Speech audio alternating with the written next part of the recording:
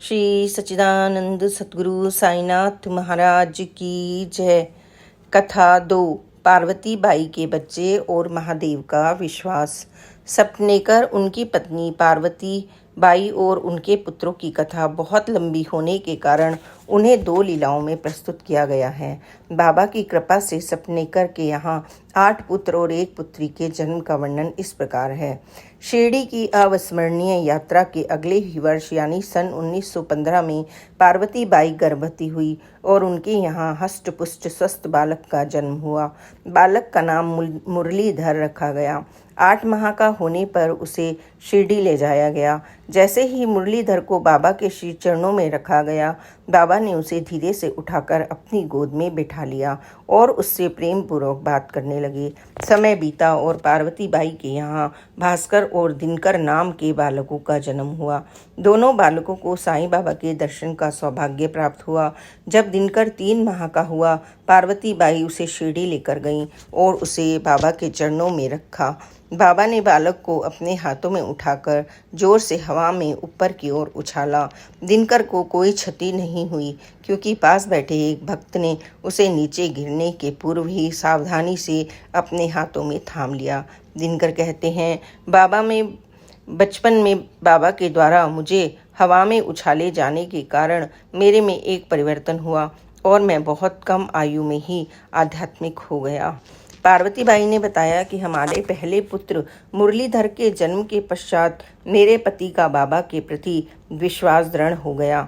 आने वाले वर्षों में विश्वास इतना गहरा व प्रखर हो गया कि हमारे दूसरे पुत्र भास्कर की 10 वर्ष की आयु में मृत्यु होने के बाद भी मेरे पति ने बाबा को दोषी नहीं ठहराया।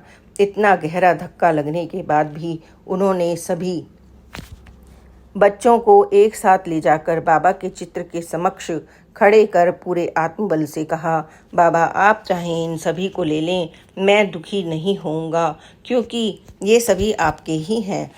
मेरा आपके प्रति पूर्ण विश्वास सदा अडिग रहेगा। मैं कठिनाइयों, विपदाओं और कष्टों के सामने उसे एक क्षण भी के लिए भी क्षीण नहीं होने दूंगा।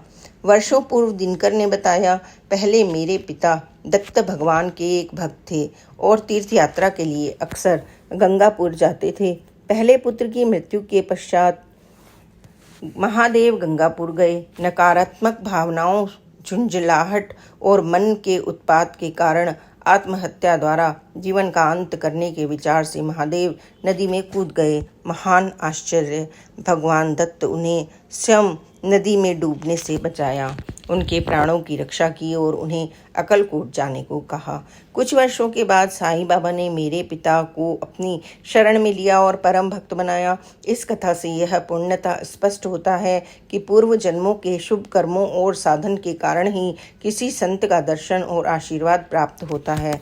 बाबा मेरे पिता को समझाना चाहते थे कि वे और भगवान दत्त अलग नहीं हैं। बाबा मेरे पिता को उनके पारिवारिक दुख और निराशा की स्थिति से बाहर निकालना चाहते थे। उनका अलौकिक पालन पोषण कर उन्हें पुनः आध्यात्म के मार्ग पर अग्रसर करना चाहते थे। सपनेकर परिवार मूलतः सपने परिवार के निवासी गांव के निवासी थे, इसलिए वे सपनेकर उपनाम से जाने जाते थे। बाद में वे माड़े गांव आ गए थे। वकालत ही उनका पारिवारिक व्यवसाय था। आज भी उनके परिवार के सदस्य वकालत करते हैं। महादेव अक्कलकोट के जाने माने वकील थे। उनके पास अपना घर, जमीन जायदाद थी। वे एक धनी जमींदार थे। सन 1961 में उनके परिवार में सभी सदस्य पुणे आकर बस गए। पुत्र दिनकर को लकवा मार गया था, इसलिए पार्वती बाई उनके पास पुणे आ गईं। उस समय पार्वती बाई की आयु 88 वर्ष की थी। वे अस्वस्थ थी। पार्वती बाई का देहांत 30 अक्टूबर 1983 दोपहर 2 बजे हुआ था। हिंदू पंचांग के अनुसार साईं बाबा ने इस माह आश्विन का 10वां दिन महासमाधि ली थी। बाबा की तरह पार्वती बाई ने अंतिम श्वास 10वां दिन समाप्त होने और एकादशी के आरंभ होने पर ली थी। अंतिम क्षणों में भी वे होश में थीं। संसार से विदा लेते हुए उनका मुखमंडल शांत व आनंद की स्थिति में था। श्री सच्चिदानंद सद्गुरु साईनाथ महाराज की जय। आप इसी तरह बाबा की अन्य कथाओं को सुनते रहें, लीलाओं को सुनते रहें और आनंद को प्राप्त करते रहें। Please like and subscribe this channel. Om Sai Ram, Jai Sai Ram, Om Sai Ram.